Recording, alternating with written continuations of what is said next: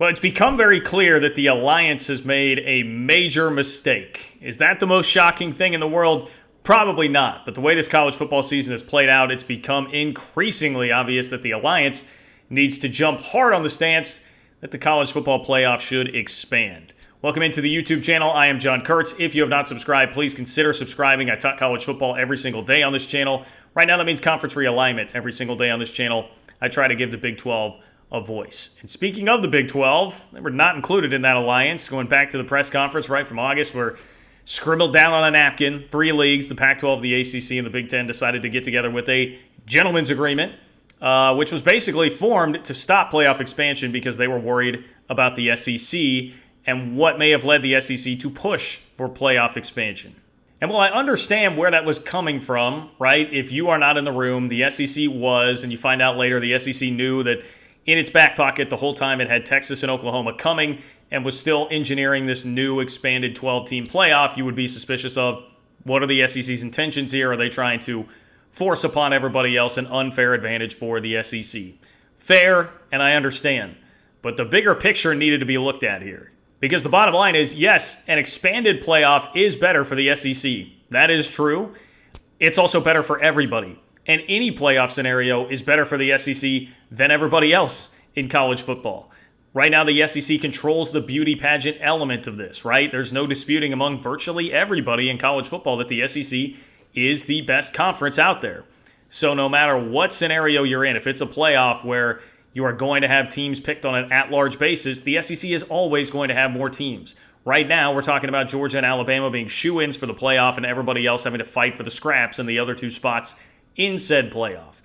It would be no different. If we had an expanded playoff, the SEC would have 5, 6 teams, whatever. Everybody else would be fighting for the scraps. There will always be a disparity here. So yes, an expanded playoff would get the SEC more teams. It would also be the only way that the Pac-12 and the ACC would get any teams in this year. The way that it has played out with Clemson in trouble, with Oregon in trouble, with UCLA already basically out of the picture here. The Pac-12 and the ACC are screwed. But if there were a 12-team playoff, they would not be. They would not be totally out of this conversation. Now, yes, I understand the season has played out one way. They didn't necessarily know how the season was going to play out. But, man, you think about it from the Pac-12's perspective especially, they had to know. I mean, look back at the last 5 years. They have had trouble getting anybody in the playoff and having teams in that conversation.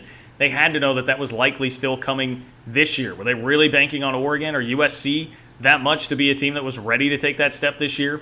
And the ACC, you can understand it a little bit more. They figured Clemson was probably too big to fail and they would be taken care of in this conversation. But that's the risk that you run when you are a league that is so reliant on one team to be doing that year in and year out.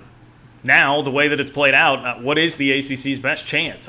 Is it 2 lost Clemson? Probably not, because they don't have enough juice left on the schedule. I guess it's Wake Forest, but does undefeated Wake even get in at this point? Does anybody give them respect enough to get in? I kind of doubt it. We've got the 2 best SEC teams going in, Bama and Georgia. They'll be in. There are 5 contenders from the Big 10, very serious ones at Iowa, Penn State, and Ohio State, but you could throw Michigan and Michigan State in there as well. Cincinnati obviously is in prime position to be there. Oklahoma still controls its own destiny. I mean, these are all schools that are in front of Oregon, Clemson, Wake, etc. right now from the ACC and the Pac-12. So they're not getting in. I mean, they are not going to be involved in this discussion much longer. If Oregon loses a game, the discussion for the ACC and the Pac-12 is donezo. And the important part of this is not merely about the playoff spots and the money gained from all of that, which obviously that is a piece of it, but it's also just being in the conversation, being a part of the national conversation in college football. Now, I think this is a flaw with the game, but too often the only national conversation once you hit about this time of year is the playoff and who's going to be in the playoff. The glory and the beauty of college football is that there are so many awesome rivalries and games and quirky things that happen outside of just the playoff picture that make it great. But nationally, ESPN, Fox, that's not what they're going to talk about. They're trying to talk to a national audience that really only peripherally cares about college football, so it's going to be the playoff discussion. Well, if you had an expanded playoff, at least we would be talking about more teams, more scenarios, but when it's narrowed down to 4 and only 2 conferences really now are super involved in the playoff discussion, guess what that does? It just perpetuates the fact that everybody's only talking about the SEC, only talking about the Big 10, and they will continue to get propped up by the major networks. And this is basically what's been happening now for 10 to 15 years with the SEC, because they've turned into the kings of the beauty pageant. We only talk about those teams because they dominate the playoff conversation, It's a self-fulfilling prophecy here. So while the ultimate goal originally of the alliance may have been, hey, let's try to stem what's going on here with the SEC. Let's make sure there's not any funny business with the playoff and make sure that we'll still have a seat at the table. What's actually happened in the end is that the SEC still wins. The SEC still wins because now you're out of the conversation, or likely will be totally if Oregon loses again. Both of those conferences are out. They can kick them to the curb and not have to worry about them anymore. And that's exactly what the SEC and the Big Ten want. As much as they can be the focus of the conversation, they'll continue to get their teams propped up. They'll continue to be propped up in the minds of fans everywhere. And that will eventually lead to more money, which increases the gap between everybody. So, in hindsight, the Alliance probably needed to rethink this and rethink their stance on what's going on. And it's basically here like the Alliance, the Pac-12, the ACC, the Big Ten. They were trying to play checkers. They made a nice checkers move, right? Thought they had something there. Here comes the SEC playing 4D chess. I mean, they're just always going to win right now. That's the reality. And look, the Big 12 seems to understand what the reality is here, that an expanded playoff is what's going to be best. Listen to this from Kansas State Athletic Director Gene Taylor, who was a guest on my local radio show. He's on the College Football Playoff Selection Committee, and he certainly thinks an expanded playoff is the way to go. You've got two teams, basically, that feels like they're separating themselves, but, you know, you still got a lot of football to play, and the way that the season's going, you may have some interesting teams with interesting records here that we're going to evaluate. But, yeah, it'll be a lot of fun, and, you know, that's one thing I think we talked a little bit about it, why it is, you know, if we go to 12, how much more interesting it would be if we knew there was going to be a 12-team playoff, and how many teams would be, you know, in that mix right now. So I hope we make that decision sooner rather than later and can make it happen one of these days. The Big 12 isn't too prideful to admit that they need an expanded playoff, that's what is needed. I question that with the Pac-12, the ACC, and the Big Ten, especially right now. Now, I know I've included the Big Ten in this. They're still getting a lot of attention. That's a whole other part of the discussion, why the Big Ten is still involved in this alliance when they're looking at what's going on with the ACC and the Pac-12. I don't know why the Big Ten really felt the need to do that in the first place. But regardless, especially the Pac-12 and the ACC, they're going to need to push for this thing.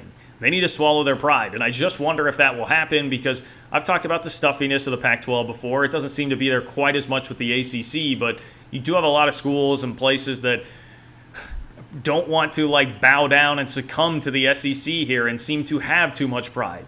This is not a time for too much pride. This is a time for survival and doing what it is that you need to get by. And right now, that would be expanding the playoff. And for the Big Ten, frankly, it would be, I think, distancing itself from the Pac-12 and the ACC and taking its, I don't know if rightful is the correct word, but certainly taking its seat at the big table, the big kid table with the SEC right now, and just driving everything in college football. So be very interested to see where this goes, but the season has very clearly pointed out to us that, yes, the Big 12, the Pac-12, the ACC very much need an expanded playoff just to remain a part of the national conversation that people focus on and care about and talk about as the season evolves. That much is very, very obvious to me. Again, if you have not subscribed to the channel, please do. I talk college football every day on this channel. Right now, that means conference realignment every day on this channel. I try to give the Big 12 a voice. You can follow me on Twitter at JLKurtz. You can find me on Instagram and TikTok at John Kurtz Show, and you can listen to my daily radio show by finding the link in the bio to this video. Appreciate the time, guys. Take care, and I'll talk to you soon.